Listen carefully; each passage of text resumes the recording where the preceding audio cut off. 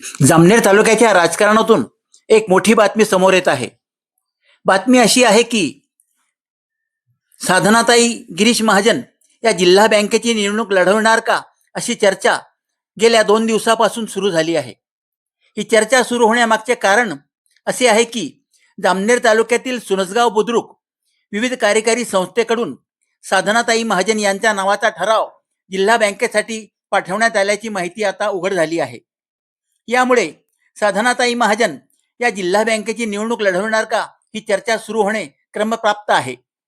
साधनाताई महाजन यांनी यापूर्वी जिल्हा परिषदेत जामनेर मतदारसंघाचे नेतृत्व केले आहे.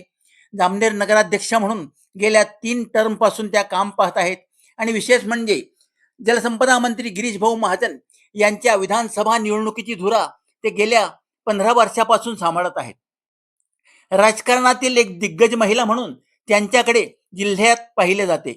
जलसंपदा मंत्री गिरीश भाऊ महाजन यांच्या कार्याचा वारसा त्या नेमाने पुढे नेत आहेत. भाऊ जामनेरमध्ये नसले तर त्यांचे उर्वरित काम साधनाताईच पाहतात, हे आता वेगळे सांगण्याची गरज नाही.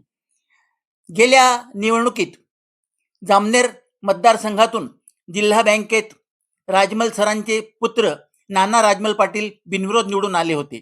त्यापूर्वी जलसंपदा मंत्री गिरीश भाऊ महाजन यांनी जामनेर मतदारसंघातून जिल्हा बँकेची निवडणूक लढवली होती. यंदाची निवडणूक साधनाताई महाजन लढवतील का, ही चर्चा आता सुरू झाली आहे.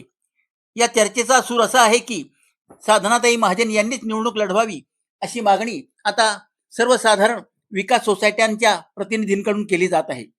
आता नेमके किती ठराव कोणत्या पक्षाच्या बाजूने होतात यावरून निवडणुकीचे चित्र स्पष्ट होईलच.